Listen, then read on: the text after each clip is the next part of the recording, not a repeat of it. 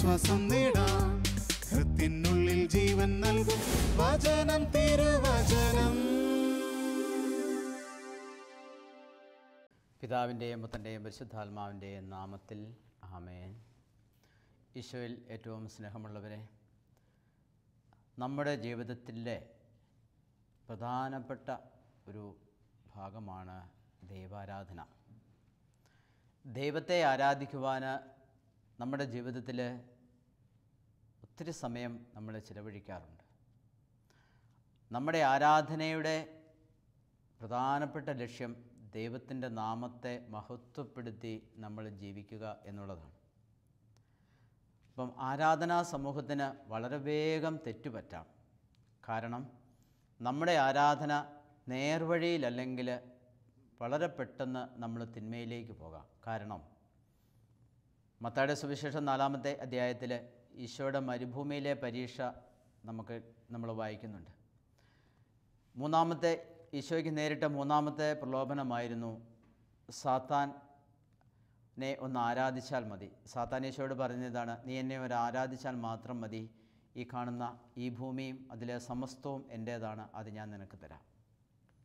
ദൈവമനുഷ്യൻ്റെ സ്നേഹഗീതയിൽ കുറച്ചുകൂടെ വിശദമായിട്ട് ഈ പ്രലോഭനത്തെ അവതരിപ്പിക്കുമ്പോൾ സാത്താൻ ഈശോയോട് കെഞ്ചുകയാണ്, ആരാധിക്കപ്പെടാനുള്ള എൻ്റെ ആഗ്രഹത്തെ നീ ഒന്ന് സാധിച്ചത് ഒരു നിമിഷ നേരത്തേക്ക്. അതാണ് സാത്താൻ ഈശോയോട് ആവശ്യപ്പെടുന്നത്. പ്രിയപ്പെട്ട സഹോദരങ്ങളെ, നമ്മുടെ ജീവിതത്തിൽ ആരാധനയ്ക്ക് തെറ്റുപറ്റുവാനുള്ള ഒരു പ്രധാനപ്പെട്ട കാരണം തിന്മയുടെ ശക്തിയും ആരാധിക്കപ്പെടാൻ ആഗ്രഹിക്കുന്നുണ്ട് എന്നുള്ളത് കൊണ്ടാണ്. അപ്പോൾ അതുകൊണ്ടാണ് നമുക്ക് വളരെ വേഗം ആരാധനയുടെ കാര്യത്തിൽ തെറ്റുപറ്റാവുന്നത്. നമ്മുടെ ആധ്യാത്മിക ജീവിതത്തിൽ സഭ നിഷ്കർഷിക്കുന്ന മാർഗങ്ങളിലൂടെ നമ്മൾ പോയില്ലെങ്കിൽ എപ്പോഴും നമുക്ക് തെറ്റുപറ്റാം. ഈ ആരാധനാ സമൂഹം എപ്പോഴും ദൈവത്തെ ആരാധിക്കണം എന്ന് ദൈവം ആഗ്രഹിക്കുന്നു. പുറപ്പാടിൻ്റെ പുസ്തകം 23-ാമത്തെ അധ്യായം 25-ാമത്തെ തിരുവചനത്തിൽ ഇങ്ങനെ നമ്മോട് ദൈവം ആവശ്യപ്പെടുന്നുണ്ട്, നിങ്ങളുടെ ദൈവമായ കർത്താവിനെ നിങ്ങൾ ആരാധിക്കണം, അപ്പോൾ ഞാൻ നിങ്ങളുടെ ഭക്ഷ്യവും പാനീയവും ആശീർവദിക്കും. നിങ്ങളുടെ ഇടയിൽ നിന്ന് രോഗം നിർമ്മാർജ്ജനം ചെയ്യും. ഗർഭഛിദ്രമോ വന്ധ്യതയോ നാട്ടിൽ ഉണ്ടാവുകയില്ല. നിനക്ക് ദീർഘായുസ്സ് തരും.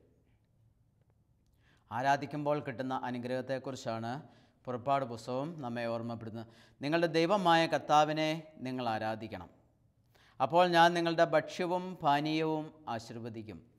നിങ്ങൾ ഭക്ഷിക്കുന്നതും പാനം ചെയ്യുന്നതും മുഴുവനും ദൈവം ആശീർവദിക്കും. രോഗം നിങ്ങളുടെ ഇടയിൽ നിന്ന് നിർമ്മാർജ്ജനം ചെയ്യും. നമ്മൾ ദൈവത്തെ ആരാധിച്ചാൽ നമ്മളിൽ നിന്നും രോഗം പൂർണ്ണമായും വിട്ടകന്നു പോകും.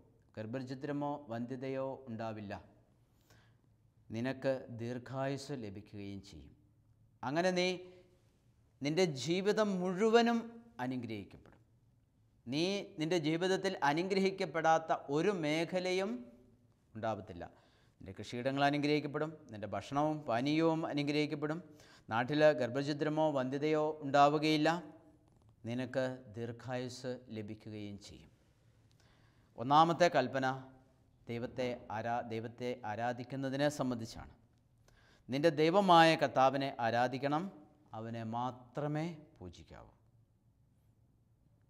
ഒന്നാമത്തെ കൽപ്പന ദൈവം കൊടുത്തിരിക്കുന്നത് ഇങ്ങനെയാണ്, നിൻ്റെ ദൈവമായ കർത്താവിനെ ആരാധിക്കണം, അവനെ മാത്രമേ പൂജിക്കാവൂ. അപ്പോൾ ആരാധനയിൽ വഴിതെറ്റിയാൽ ജീവിതത്തിൻ്റെ മൊത്തം താളം തെറ്റും എന്ന് ഇസ്രായേൽ ജനത്തിൻ്റെ ചരിത്രം നമ്മെ പഠിപ്പിക്കുന്നുണ്ട്. ഇസ്രായേൽ എപ്പോഴെല്ലാം ശിക്ഷിക്കപ്പെട്ടിട്ടുണ്ടോ അതെല്ലാം ദൈവത്തെ ആരാധിക്കാതെ അന്യദൈവ ആരാധനയിലേക്ക് പോയപ്പോഴാണ് അതൊക്കെ സംഭവിച്ചത്.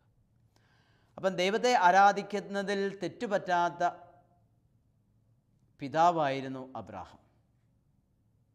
ദൈവത്തെ ആരാധിക്കുന്ന കാര്യത്തിൽ അദ്ദേഹത്തിന് ഒരിക്കലും തെറ്റുപറ്റിയിട്ടില്ല.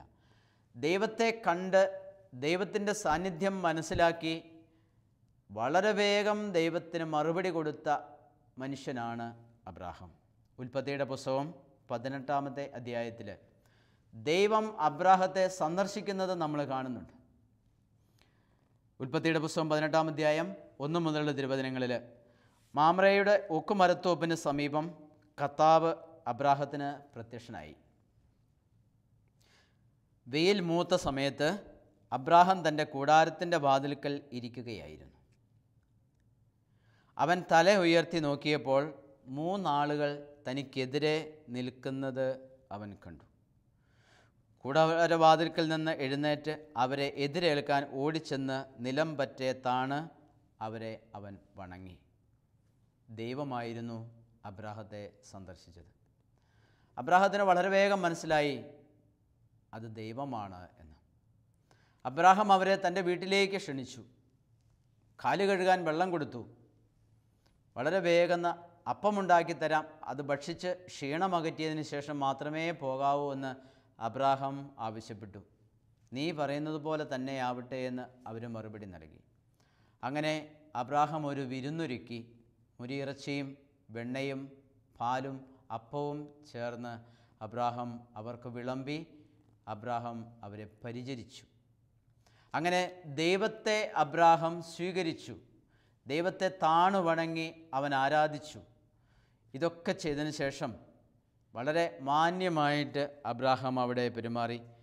അപ്പം ദൈവത്തിൻ്റെ സാന്നിധ്യം അബ്രാഹത്തിന് തിരിച്ചറിയാൻ പറ്റി എന്നുള്ളതാണ്. അബ്രാഹാം വെയിലുമൂത്ത സമയത്ത് അബ്രാഹത്തിൻ്റെ കൂടാരത്തിൻ്റെ വാതിൽക്കൽ ഇരിക്കുകയാണ്. 3 പേര് എതിരെ നിൽക്കുന്നത് കണ്ടു. അത് കണ്ടപ്പോൾ വളരെ വേഗം അവൻ എഴുന്നേറ്റ് ചെന്ന് അവരെ താണു വണങ്ങി ആരാധിച്ചു, സ്വീകരിച്ചു. 3 പേര് അവരവിടെ നിൽക്കട്ടെ, ഇങ്ങോട്ട് വരാനുള്ളവരാണെങ്കിൽ ഇങ്ങോട്ട് കയറി വരും. ഇതൊന്നും അബ്രാഹാം ചിന്തിച്ചില്ല. അബ്രാഹത്തിന് വളരെ വേഗം മനസ്സിലായി ഇത് ദൈവമാണ് തന്നെ സന്ദർശിച്ചിരിക്കുന്നത്. അപ്പം ഈ ആരാധനയ്ക്ക് അബ്രാഹാം അവരെ ബഹുമാനിച്ചതിന്, അവർക്ക് വിരുന്ന് നൽകിയതിന്, താണു വണങ്ങി ആരാധിച്ചതിന് അപ്പോൾ തന്നെ ദൈവം ഒരു അനുഗ്രഹം കൊടുത്തു. 18-ാം അധ്യായം 10-ാമത്തെ തിരുവചനത്തിൽ കർത്താവ് പറഞ്ഞു, വസന്തത്തിൽ ഞാൻ തീർച്ചയായും തിരികെ വരും. അപ്പോൾ നിൻ്റെ ഭാര്യ സാറായ്ക്ക് ഒരു മകനുണ്ടായിരിക്കും. മക്കളില്ലാതെ വേദനിച്ച് കഴിയുന്ന, വിഷമിച്ച് കഴിയുന്ന ഒരു കുഞ്ഞിനു വേണ്ടി ആഗ്രഹിക്കുന്ന അബ്രാഹത്തോടാണ് പറയുന്നത്, വസന്തത്തിൽ ഞാൻ തീർച്ചയായും തിരികെ വരും. അപ്പോൾ നിൻ്റെ ഭാര്യ സാറായ്ക്ക് ഒരു മകനുണ്ടായിരിക്കും. അബ്രാഹത്തിൻ്റെ ആരാധനയ്ക്കും അബ്രാഹാം അവരെ സ്വീകരിച്ചതിനും അവരെ ശുശ്രൂഷിച്ചതിനും ബഹുമാനിച്ചതിനും ദൈവം ഉടനടി കൊടുത്ത ഒരു മറുപടിയാണ്, കുഞ്ഞുങ്ങളില്ലാത്ത നിനക്ക് അടുത്ത വസന്തത്തിൽ ഞാൻ വരുമ്പോൾ സാറായ്ക്ക് നിന്നിൽ ഒരു മകൻ ഉണ്ടായിരിക്കും എന്നത്. ആ ഒരു വെളിപ്പെടുത്തൽ ദൈവം അപ്പോൾ തന്നെ നൽകി. പ്രിയപ്പെട്ട സഹോദരങ്ങളെ, ദൈവത്തെ ആരാധിച്ചാൽ നമ്മുടെ ജീവിതത്തിലും ഒരു കുറവുമില്ലാതെ നമ്മുടെ ആരാധനയുടെ സമയം, നമ്മുടെ പ്രാർത്ഥനയുടെ സമയം, ദൈവത്തിന് കൊടുക്കേണ്ട സമയം നമ്മൾ കൊടുത്തു കഴിഞ്ഞാൽ ദൈവം തൻ്റെ ഉന്നതമായ രഹസ്യങ്ങൾ, നിത്യസത്യങ്ങൾ നമുക്ക് വെളിപ്പെടുത്തി തരികയും നമ്മളെ അനുഗ്രഹിക്കുകയും ചെയ്യും. അപ്പോൾ അബ്രാഹാം വളരെ വേഗം ദൈവത്തെ തിരിച്ചറിഞ്ഞു എന്ന് പറയും. ദൈവത്തെ സ്നേഹിക്കുന്നവർക്ക് ആ സാന്നിധ്യം വളരെ വേഗം തിരിച്ചറിയുവാനായിട്ട് സാധിക്കും. യോഹന്നാൻ്റെ സുവിശേഷം 21-ാമത്തെ അധ്യായത്തിലെ മനോഹരമായൊരു സംഭവം കൊടുക്കുന്നുണ്ട്. കർത്താവിൻ്റെ ഉത്ഥാനത്തിന് ശേഷം ശിഷ്യന്മാരെല്ലാം നിരാശരായിരിക്കുകയാണ്. ഒരു ദിവസം പത്രോസ് പറഞ്ഞു, ഞാൻ മീൻ പിടിക്കാൻ പോവുകയാണ്. 7 ശിഷ്യന്മാരും അവനോടൊപ്പം പറഞ്ഞു, ഞങ്ങളും പോരുന്നു നിൻ്റെ കൂടെ മീൻ പിടിക്കാൻ. അങ്ങനെ അവർ മീൻ പിടിക്കാൻ കർത്താവിൻ്റെ അനുവാദമില്ലാതെ അവർ തിബേരിയസ് കടൽ തീരത്ത് പോയി അവർ മീൻ പിടിച്ചു. രാത്രി മുഴുവനും അധ്വാനിച്ചിട്ടും അവർക്ക് ഒന്നും കിട്ടിയില്ല. നേരം വെളുത്തു തുടങ്ങിയപ്പോൾ കർത്താവ് അവരുടെ അടുത്തേക്ക് വന്നു. കുഞ്ഞുങ്ങളെ, മീൻ വല്ലതും കിട്ടിയോ എന്ന് ചോദിച്ചു. ഇല്ല എന്ന് പറഞ്ഞു. അപ്പോൾ ഈശോ അവരോട് പറഞ്ഞു, വള്ളത്തിൻ്റെ വലതുവശത്ത് വലയിറക്കുക. വള്ളത്തിൻ്റെ വലതുവശത്ത് വലയിറക്കി. വല നിറച്ച് അവർക്ക് മത്സ്യം ലഭിച്ചു. ആ കിട്ടിയ മീനിൻ്റെ പെരുപ്പത്തെ കണ്ട് യോഹന്നാൻ ശ്ലീഹ അപ്പോൾ വിളിച്ചു പറഞ്ഞു, അത് കർത്താവാണ്. വളരെ വേഗം യോഹന്നാന് മനസ്സിലായി. ബാക്കി 6 ശിഷ്യന്മാർക്കും മനസ്സിലായില്ല. ഏറ്റവും ആദ്യം മനസ്സിലായത് യോഹന്നാനാണ്. അത് കർത്താവാണ് എന്ന് യോഹന്നാനാണ് പറഞ്ഞത്. അപ്പോൾ കർത്താവാണ് അന്ത്യ അത്താഴ സമയത്ത് ഈശോയുടെ മാറിൽ ചാരിക്കിടന്നതും ഈശോയുടെ സ്നേഹം അനുഭവിച്ചതും. ഈശോയുടെ സ്നേഹം ഒത്തിരിയേറെ അനുഭവിച്ച ഏറ്റവും പ്രിയപ്പെട്ട ശിഷ്യനായിരുന്നു യോഹന്നാൻ. അപ്പോൾ യോഹന്നാന് കർത്താവിൻ്റെ ആ വാക്കും, കുഞ്ഞുങ്ങളെ മീൻ വല്ലതും കിട്ടിയോ? ഇല്ല. അപ്പോൾ വള്ളത്തിൻ്റെ വലത്തുവശത്ത് വലയിറക്കുക. അവർ വലയിറക്കി. അപ്പോൾ വല നിറച്ച് മീൻ കിട്ടി. ആ സംഭവം കണ്ടപ്പോൾ ആ സ്നാപക യോഹന്നാന് വളരെ വേഗം ഓടി, ഇത് കർത്താവാണ്. അവൻ വിളിച്ചു പറഞ്ഞു, അത് കർത്താവാണ്. അത് കേട്ട് പത്രോസ് എടുത്തു ചാടി വെള്ളത്തിലേക്ക്, കർത്താവിനെ അടുത്തേക്ക് നീന്തി വന്നു. സ്നേഹമുള്ള സഹോദരങ്ങളെ, ദൈവത്തെ സ്നേഹിക്കുന്നവർക്ക് സ്നേഹിതൻ്റെ സാമീപ്യം വളരെ വേഗം മനസ്സിലാക്കും. അപ്പോൾ അബ്രാഹത്തിനും ദൈവത്തെ വളരെ വേഗം മനസ്സിലായി. അബ്രാഹാം ദൈവത്തെ സ്വീകരിച്ചു, ആരാധിച്ചു. ദൈവം അതിന് അബ്രാഹത്തിന് അനുഗ്രഹവും നൽകി. അപ്പം ദൈവത്തിൻ്റെ മഹത്വം എന്ന് പറയുന്നത് ദൈവം നമ്മളെ തിരഞ്ഞെടുത്തു എന്നുള്ളതിനാണ്. ദൈവം തന്നെ സ്നേഹിക്കാനും തന്നെ ആരാധിക്കാനും തന്നെ മഹത്വപ്പെടുത്തി ജീവിക്കുവാനും വേണ്ടി ദൈവം നമ്മെ തിരഞ്ഞെടുക്കുകയും നമ്മെ പ്രത്യേകം വിളിക്കുകയും ചെയ്തു. അതിൻ്റെ കാരണം, നിങ്ങളെല്ലാ ജനതകളിലും വെച്ച് എനിക്ക് ഏറ്റവും പ്രിയപ്പെട്ട എൻ്റെ സ്വന്തം ജനമായിരിക്കും. കാരണം ഭൂമി മുഴുവൻ എൻ്റേതാണ്. നിങ്ങൾ എനിക്ക് പുരോഹിത രാജ്യവും വിശുദ്ധ ജനവുമായിരിക്കും. നിങ്ങൾ എല്ലാ ജനതകളിലും വെച്ച് എനിക്ക് ഏറ്റവും പ്രിയപ്പെട്ട എൻ്റെ സ്വന്തം ജനമായിരിക്കും. കാരണം ഭൂമി മുഴുവനും എൻ്റേതാണ്. അതുമാത്രമല്ല, നിങ്ങൾ എനിക്ക് പുരോഹിത രാജ്യവും വിശുദ്ധ ജനവും ആയിരിക്കും. ഈ പുരോഹിത രാജ്യത്തിലെ വിശുദ്ധ ജനം എപ്പോഴും ദൈവത്തെ ആരാധിച്ചുകൊണ്ട്, ദൈവത്തെ വണങ്ങിക്കൊണ്ട്, ദൈവത്തിന് തങ്ങളുടെ ജീവിതത്തിൽ ഒന്നാം സ്ഥാനം കൊടുത്തുകൊണ്ട് ജീവിക്കേണ്ടവരാണ്. അപ്പം ദൈവത്തെ ആരാധിക്കുമ്പോൾ മഹാ അത്ഭുതങ്ങൾ നടക്കുന്നതായിട്ട് നമുക്ക് കാണാനായിട്ട് സാധിക്കും. അബ്രാഹത്തിൻ്റെ ജീവിതത്തിൽ അബ്രാഹാം ദൈവത്തെ സ്വീകരിച്ച്, ദൈവത്തെ ശുശ്രൂഷിച്ച്, ദൈവത്തെ ബഹുമാനിച്ചപ്പോൾ അബ്രാഹത്തിനൊരു കുഞ്ഞ് ജനിക്കുമെന്ന് അവിടെ വെച്ച് തന്നെ ദൈവം വെളിപ്പെടുത്തി. അപ്പോൾ ദൈവത്തെ ആരാധിക്കുമ്പോൾ ദൈവം വലിയ വലിയ കാര്യങ്ങൾ നമ്മുടെ ജീവിതത്തിൽ ചെയ്യും. അപ്പോസ്തല പ്രവൃത്തി 16-ാമത്തെ അധ്യായം 25-ാമത്തെ തിരുവചനം നമ്മെ ഓർമ്മപ്പെടുത്തുന്നു. അർദ്ധരാത്രിയോടടുത്ത് പൗലോസും സീലാസും കീർത്തനം പാടി ദൈവത്തെ സ്തുതിച്ചുകൊണ്ടിരിക്കുകയായിരുന്നു. കൂടെയുള്ള സഹതടവുകാരെല്ലാം അത് കേട്ടുകൊണ്ടിരുന്നു. പെട്ടെന്ന് വലിയ ഭൂകമ്പമുണ്ടായി. കാരാഗൃഹത്തിൻ്റെ അടിത്തറ കുലുങ്ങി. എല്ലാ വാതിലുകളും തുറക്കപ്പെട്ടു. എല്ലാവരുടെയും ചങ്ങലകൾ അഴിഞ്ഞു വീണു. ദൈവത്തെ കീർത്തനം പാടി ആരാധിച്ച് സ്തുതിച്ചു കൊണ്ടിരുന്നപ്പോൾ അവരുടെ എല്ലാ കെട്ടുകളും ചങ്ങലകളും അഴിയുകയും വാതിലുകൾ തുറക്കപ്പെടുകയും തടവറയിൽ കിടന്നവർക്ക് പുതിയ ലോകത്തേക്ക് ഒരു വാതിൽ തുറന്നു കിട്ടുകയും ചെയ്തു. സ്നേഹമുള്ള സഹോദരങ്ങളെ, ദൈവത്തെ ആരാധിക്കുമ്പോൾ നമ്മുടെ ജീവിതത്തിൽ വലിയ മാറ്റങ്ങൾ സംഭവിക്കും. നമ്മുടെ പാപങ്ങൾ വിട്ടുപോകും. അന്ധകാരത്തിൻ്റെ പ്രവൃത്തികൾ തകർന്നു പോകും. തിന്മയുടെ ബന്ധനങ്ങൾ അഴിഞ്ഞ് ഇല്ലാതാകും. എല്ലാ കെട്ടുകളും നമ്മെ വിട്ടുപിരിയും. ഈശോയുടെ സ്വന്തം ജനമായി നമ്മൾ തീരും. കാരണം നമ്മൾ പുരോഹിത രാജ്യമാണ്, നമ്മൾ വിശുദ്ധ ജനമാണ്. ദൈവം നമ്മളെ തിരഞ്ഞെടുത്തത് ദൈവത്തെ ആരാധിക്കുന്നതിന് വേണ്ടിയാണ്. ദൈവത്തെ ആരാധിക്കാതെ അന്യ ദൈവ ആരാധനയിലേക്ക് പോകുന്നത് ഇസ്രായേലിൻ്റെ ഒരു ബലഹീനതയായിരുന്നു. ഇസ്രായേൽ ജനം എന്നും ദൈവത്തെ വളരെ വേഗം വിട്ടുപേക്ഷിക്കാനുള്ള ഒരു ടെൻഡൻസി അവർക്കുണ്ട്. അവർ വളരെ ബലഹീനതയാണ്. ബാൽദേവൻ്റെ പിന്നാലെയും അക്ഷരാദേവത്തിൻ്റെ പ്രതിഷ്ഠയിലൂടെയും എല്ലാം പോയി വ്യഭിചാരം, അശുദ്ധി മുഴുകിയ മുതലായ തിന്മകളിൽ വളരെ വേഗം ഇസ്രായേൽ ജനം മുഴുകുന്നുണ്ട്. അപ്പം ദൈവം അവരെ പ്രവാചകന്മാരിലൂടെ കഠിനമായി ശാസിക്കുകയും പിന്നെ അത് കേൾക്കാതെ വരുമ്പോൾ അവരെ ശിക്ഷിക്കുകയും അവരെ നാടുകടത്തുകയും ഒക്കെ ചെയ്തിട്ടുണ്ട്. എങ്കിലും അവർക്ക് ഈ പാപത്തോടുള്ള ഒരു താല്പര്യം വളരെ വേഗം അവരിൽ ജനിക്കുമായിരുന്നു. അപ്പോൾ അതിനനുസരിച്ച് അവർ പാപം ചെയ്യുകയും ചെയ്യും. അപ്പം എവിടെയെല്ലാം ഇസ്രായേൽ ജനം ശിക്ഷിക്കപ്പെട്ടിട്ടുണ്ടോ അതിൻ്റെ എല്ലാം പ്രധാനപ്പെട്ട കാരണം അന്യദൈവ ആരാധനയിലേക്ക് അവർ പോയതാണ്. പ്രിയപ്പെട്ട സഹോദരങ്ങളെ, നമ്മുടെ ജീവിതത്തിലും ചിലപ്പോഴെങ്കിലും നമ്മളും അന്യദൈവ ആരാധനയിലേക്കും നമ്മുടെ വിശ്വാസത്തിന് ചേരാത്ത പ്രവൃത്തിയിലേക്കും നമ്മൾ പോവാറുണ്ട്. പലരും അറിഞ്ഞും അറിയാതെയും ഈ ക്ഷുദ്രപ്രയോഗങ്ങളിലേക്കൊക്കെ കടന്നു പോകാറുണ്ട്. ഞാൻ ഓർക്കുന്ന ഒരിക്കൽ കുടിയേറ്റ കാലത്ത് ഒരു കുടുംബത്തിന് എന്തൊക്കെയോ നാശം വരുമെന്ന് ആരോ ജോലിക്കാരൊക്കെ പ്രവചിച്ചപ്പോൾ അതിനെ മറികടക്കുന്നതിന് വേണ്ടി അവരൊരു കൂടോത്രക്കാരനെ കൊണ്ടുവരികയും തങ്ങളുടെ വീടും പരിസരവും മുഴുവനും കൂടോത്രം ചെയ്ത് ഏതാണ്ടൊക്കെയോ ചെയ്ത് ക്ഷുദ്രപ്രയോഗങ്ങളൊക്കെ ചെയ്ത് അവർ സുരക്ഷിതത്വം ആണ് എന്ന് കരുതി എന്തൊക്കെയോ ചെയ്തു. ഈ ചെയ്തത് മുഴുവനും ആ കുടുംബത്തിന് അനുഗ്രഹത്തിന് പകരം തിന്മയായി ഭവിച്ചു.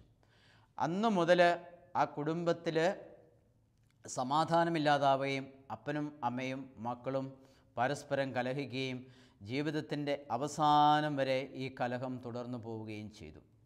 മാതാപിതാക്കൾ അവസാനം ആ വീട്ടിൽ നിന്ന് പുറത്താക്കപ്പെടുകയും അവർക്ക് അവിടെ ജീവിക്കാൻ പറ്റാത്ത അവസ്ഥയിലേക്ക് ആ കുടുംബം വരികയും മക്കളൊക്കെ മാതാപിതാക്കളെ ഇറക്കി വിട്ട് അവരൊന്നുമല്ലാത്തൊരു സ്ഥലത്ത് പോയി അവിടെ കിടന്ന് മരിക്കുകയും ചെയ്തു. ജീവിതത്തിൽ അവർ പശ്ചാത്തപിച്ചിട്ടുണ്ടാവാം, എങ്കിൽ പോലും അതിൻ്റെ തകർച്ചയിൽ നിന്ന് പൂർണ്ണമായും ഇന്നും ആ കുടുംബം രക്ഷ പ്രാപിച്ചിട്ടില്ല. പ്രിയപ്പെട്ട സഹോദരങ്ങളെ, നമ്മളും വളരെ വേഗം തെറ്റിദ്ധരിക്കപ്പെടുന്ന ഒരു മേഖലയാണ് ഈ ആരാധന എന്ന് പറയുന്നത്. സത്യദൈവത്തെ ആരാധിക്കുന്നതിൽ നിന്നും പലപ്പോഴും നമ്മൾ വളരെ വേഗം എന്തെങ്കിലുമൊക്കെ തകരാറുകൾ, അപകടങ്ങൾ, രോഗങ്ങൾ ഒക്കെ വരുമ്പോൾ വളരെ വേഗം നമ്മൾ തെറ്റിദ്ധരിക്കപ്പെടുകയും അന്യദൈവ ആരാധനയിലേക്കും എളുപ്പ വഴിയിലേക്കും ഒക്കെ നമ്മൾ പോകാറുണ്ട്. ഈ പോക്ക് മുഴുവനും നമുക്ക് ഗുണത്തിന് പകരം ദോഷവും വരികയും നമ്മുടെ കുടുംബത്തിൻ്റെ അടിത്തറ തിന്മയ്ക്ക് നമ്മൾ വിട്ടുകൊടുക്കുകയും ചെയ്യുകയാണ് ചെയ്യുന്നത്. പലപ്പോഴും നമ്മുടെ കുടുംബത്തിൽ വന്നു കയറുന്ന ഒരു തിന്മ അത് വിട്ടുപോകാതെ ആ തിന്മ അവിടെ തന്നെ അവശേഷിക്കുന്നതും ആ തിന്മ അടുത്ത തലമുറയിലേക്ക് തിന്മ പകരുന്നതും നമുക്ക് കാണാനായിട്ട് സാധിക്കും. നല്ല മാനസാന്തരവും പശ്ചാത്താപവും പരിഹാര പ്രവൃത്തികളിലൂടെയും മാത്രമേ ഇത്തരത്തിലുള്ള തിന്മയിൽ നിന്ന് നമുക്ക് മോചനം പ്രാപിക്കുവാനായിട്ട് സാധിക്കുകയുള്ളൂ. അതുകൊണ്ട് ഏറ്റവും നല്ലത് നല്ലവനായ നമ്മുടെ ദൈവത്തോട് വിശ്വസ്തമായി ഇരിക്കുക.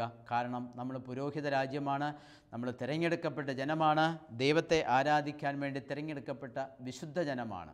അപ്പോൾ നമ്മുടെ ഈ അന്യദൈവ ആരാധനയിലേക്കൊക്കെ നമ്മൾ പോകുമ്പോൾ നമ്മുടെ ജീവിതത്തിൽ വലിയ വലിയ പാളിച്ചകളിലേക്ക് നമ്മൾ മാത്രമല്ല അടുത്ത തലമുറയെ കൂടെ നമ്മൾ നയിക്കുകയാണ് എന്ന വലിയൊരു ബോധ്യം നമുക്ക് തരാം. ഇത്തരത്തിൽ വരുന്ന എല്ലാ തെറ്റുകൾക്കും പരിഹാരം ചെയ്ത് പ്രാർത്ഥിക്കുമ്പോൾ ദൈവം നമ്മളെ വീണ്ടും ഏറ്റെടുക്കുകയും പഴയതുപോലെ ദൈവം നമ്മളെ സ്നേഹിക്കുകയും ചെയ്യും. അപ്പോൾ നമ്മുടെ ആരാധനയിൽ നമുക്ക് തെറ്റുപറ്റാതിരിക്കാൻ നമ്മൾ വളരെ വേഗം ശ്രദ്ധിക്കും. വിശുദ്ധ ഗ്രന്ഥത്തിലും തിരുസഭ പഠിപ്പിക്കുന്ന പഠനങ്ങളിലും ഉറച്ചു നിൽക്കുക എന്നുള്ളതാണ് നമ്മുടെ ആരാധനയിൽ തെറ്റുപറ്റാതിരിക്കുവാനുള്ള ഏറ്റവും നല്ല കരുതൽ എന്ന് നമ്മൾ എന്നും ഓർക്കണം.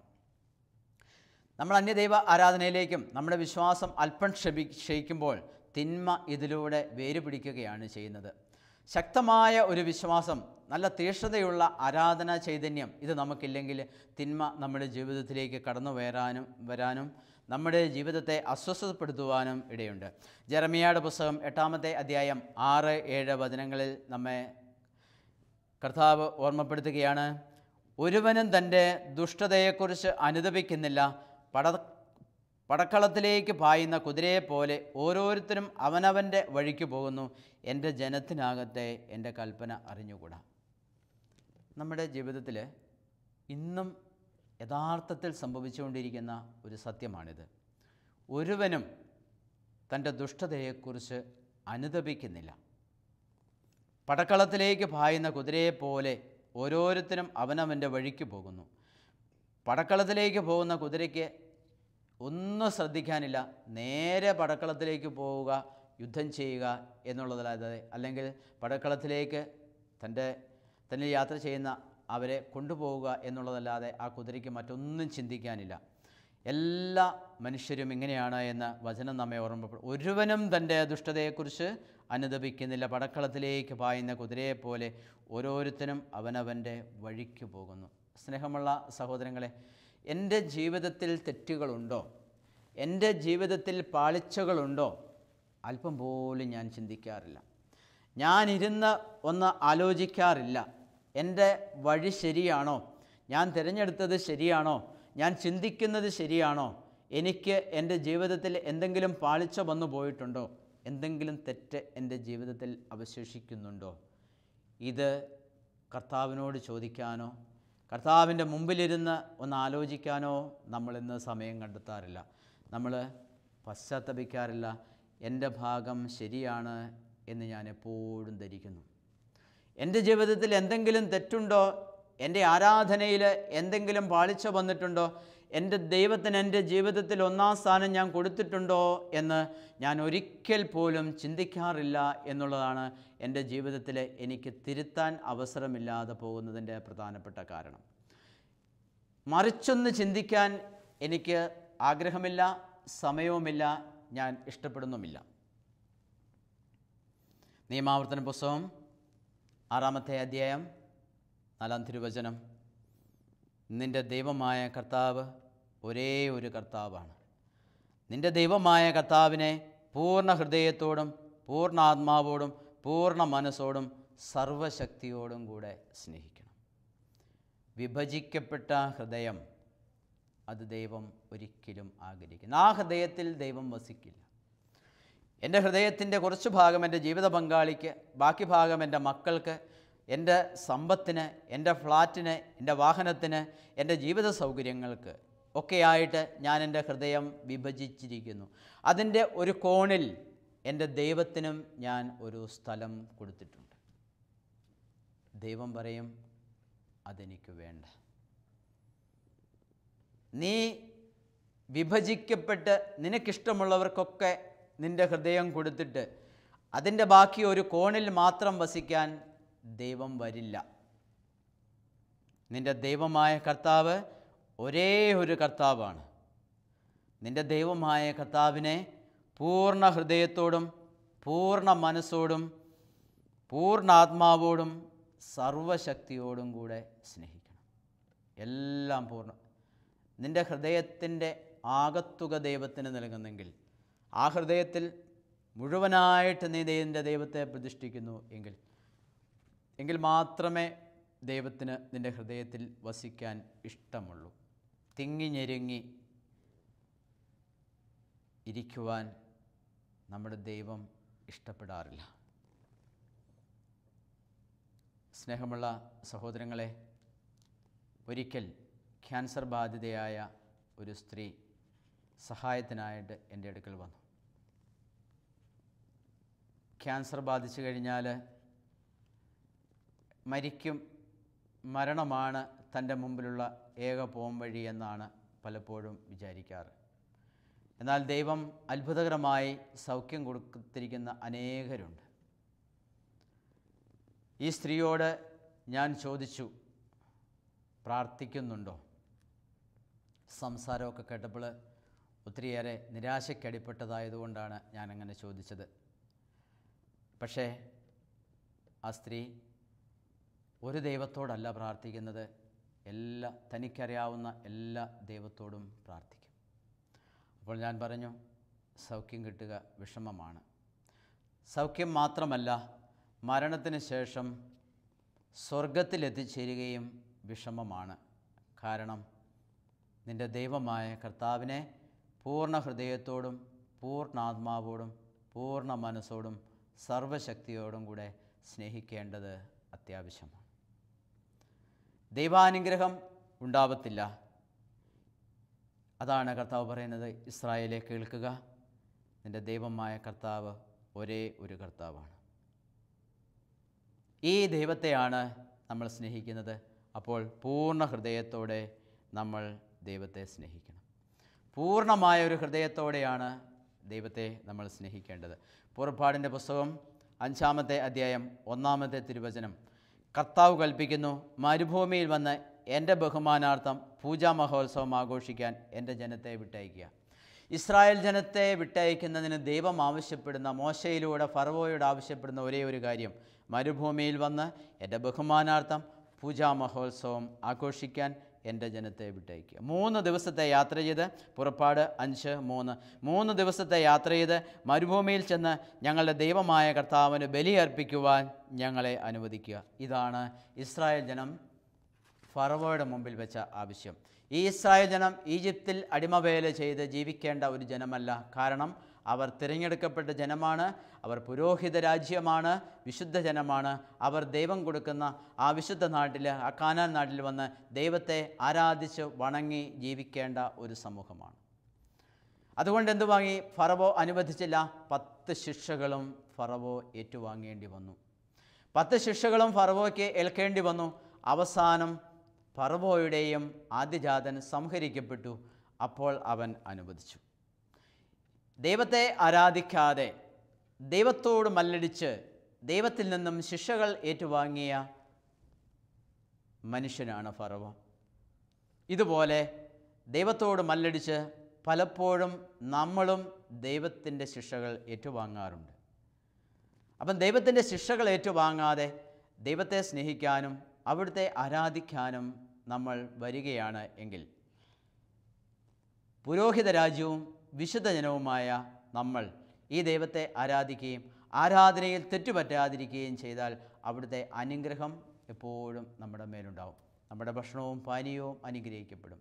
നമ്മുടെ ദേശം അനുഗ്രഹിക്കപ്പെടും. നിനക്ക് ദീർഘായുസ് ലഭിക്കുകയും ചെയ്യും. അപ്പം നമ്മുടെ ദൈവത്തെ നമുക്ക് ആരാധിച്ച് നമുക്ക് ജീവിക്കാം. നമ്മുടെ ദൈവത്തെ ആരാധിക്കുന്നതിന് നമുക്ക് കാരണമുണ്ട്. കാരണം ആകാശവും ഭൂമിയും സൃഷ്ടിച്ചത്, ആകാശത്തെ വിരിച്ചത് ഈ ദൈവമാണ്. ഈ ഭൂമിക്ക് അടിസ്ഥാനമിട്ടത് ഈ ദൈവമാണ്. ഈ ദൈവമാണ് നമ്മളെ വിളിച്ചത്, വിശുദ്ധ ജനമാക്കിയത്, പുരോഹിത ജനം ആക്കി നമ്മളെ തീർത്തത്. നമുക്ക് ഈ ദൈവത്തെ ആരാധിക്കാം. നമ്മളെ സൃഷ്ടിച്ച, നമ്മളെ അനുഗ്രഹിക്കുന്ന, നിത്യവും പരിപാലിക്കുന്ന ഈ ദൈവത്തിന് നമുക്ക് ആരാധന സമർപ്പിക്കാം. അപ്പോൾ നമ്മൾ അനുഗ്രഹിക്കപ്പെടും. തലമുറകൾ അനുഗ്രഹിക്കപ്പെടുന്ന അനുഗ്രഹം നമുക്ക് സ്വന്തമാക്കാനായിട്ട് നമുക്ക് പരിശ്രമിക്കാം. ഒരു നിമിഷം നമുക്ക് പ്രാർത്ഥിക്കാം. സ്നേഹമുള്ള തമ്പുരാനെ, അങ്ങയെ ആരാധിക്കുവാനായിട്ട് പ്രത്യേകം തിരഞ്ഞെടുക്കപ്പെട്ട വിളി ലഭിച്ച ഞങ്ങൾക്ക് ഞങ്ങളുടെ ആരാധനയിൽ തെറ്റുപറ്റാതെ എപ്പോഴും അങ്ങയോട് ചേർന്ന് നിൽക്കുവാനുള്ള വലിയ കൃപയും അനുഗ്രഹവും ഞങ്ങൾക്ക് നൽകണമേ. പരിശുദ്ധ അമ്മേ, അമ്മ തിരുക്കുമാരനെ സ്നേഹിച്ചു. ആ തിരുക്കുമാരനെ ജന്മം നൽകുവാൻ അമ്മയെ തന്നെ സമർപ്പിച്ചതുപോലെ ഞങ്ങളും ദൈവത്തിൻ്റെ മുമ്പിൽ ഞങ്ങളെ തന്നെ പൂർണ്ണമായും സമർപ്പിക്കുവാൻ ഞങ്ങൾക്ക് ഇടവരുത്തണമേ എന്ന് അമ്മ ഞങ്ങൾ പ്രത്യേകം പ്രാർത്ഥിക്കുന്നു. നിത്യപിതാവും പുത്രനും പരിശുദ്ധാത്മാവുമായ സർവേശ്വര എന്നേക്കും ആമേൻ.